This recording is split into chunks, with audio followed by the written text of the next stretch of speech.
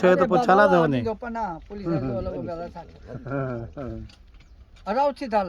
वे वे ॿ मिंट वे खीर वठण विया खीर वठण विया वे अरे तूं न हो त पीअंदो न वे हेॾे वे चुप करे ऐं ॿी ॻाल्हि कंहिंजी माण्हू कॾहिं ॿुधंदो बि आहे पंहिंजी न ॿुधंदो कर असां को तुंहिंजा दुश्मन कोन हो के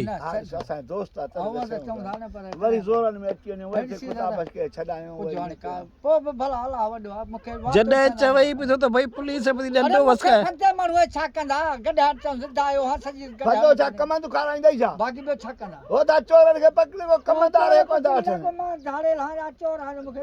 अरे हथ त हथ ई न ॾंदनि सां बकरी चोरी कंदो ई छा असांखे पंहिंजी आहे राजदारी चवंदा न कॾहिं बंदी ॾसी न ॾिसूं सिरूं अरे इहो कुझु कोन्हे को पर ॾिस न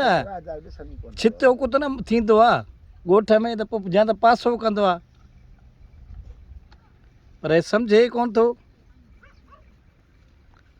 त तूं माठड़ी करे जेको आहे न अॼो कोई सब्र करे भला वरी पीड़ियूं कोन लॻंदियूं छा लॻंदियूं न हिकिड़ो ग़रीब माण्हू वरी कंहिं आज़ार में पइजी वञे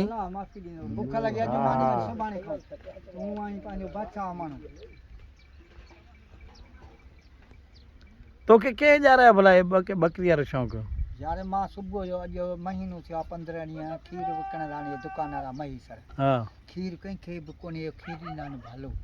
सो सुबुह जो तोखे जो चयो त पा हिकिड़ो अधु किलो 20 ॼणा था अचनि खीर जे लाइ खीर जा कुल 4 किलो 5 20 ॼणा को अधु सेर को 3 पाव को पा हाणे 20 ॼणा ईअं कतार लॻी पिया वूंटनि वारा खीर मिले ई कोन थो अधु किलो तोखे चयो छो न हुनजी पकी थेट ठाहे जंहिं महिल सुबुह जो अची तो खीर असांखे पंहिंजे लाइ कोन थो मिले त तोखे काॾूं थिए वठी ॾियां महेश्वर त हे चवां थो महेश्वर जी ॻाल्हि कयां थो त सुबुह लोटा खणी वेठा आहियूं ॼणो वूंटनि ते आया आहियूं 20 ॼणा था अचूं पोइ बि खीर अध ते मोटी था वञूं तॾहिं त लेट थी थिए तॾहिं त कम ते देरि थी थिए तॾहिं त इन जे करे हाणे बकरी जो केॾो शौक़ु आहे इहो ॾस बकरी जो केॾो शौक़ु आहे अॼु बकरी जो शौक़ु आहे त मुंहिंजो अॼु दोस्त में सुबुह महेश्वर सां थोरो ॾंद ॾिनमि छो खीर तां छा जेको असां खीर ते सवेल अचूं त असांखे खीर कोन ॾियनि वरी ॿिया जेके अचनि वरी उन्हनि खे खीर ॾियनि भाउ असां बि पैसा था ॾियूं सो मुंहिंजो अॼु बकरी वठी अचूं काॾूं न काॾूं पोइ घर अचबो न त कोन अचबो महेश्वर छा त इहो खीर त 20 ॼणा अचनि हुन सिफारिश ते खीर पिया ॾियनि जिनखे ॾियनि असांखे वरी तुंहिंजी थिए कोन अथसि ठहियल पकी न न असां बसि जेको आयो सो बसि वठो हलो आयो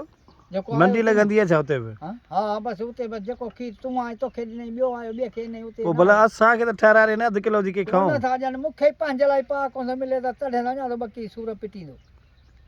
बकरी छा कंदी बकरी पा खनि खीर ॾींदी न त भला चांहि त थींदी न पोइ बीमार हाणे इन करे उहो औलाद जे हथो छा बीमार पाण माण्हू कल्ह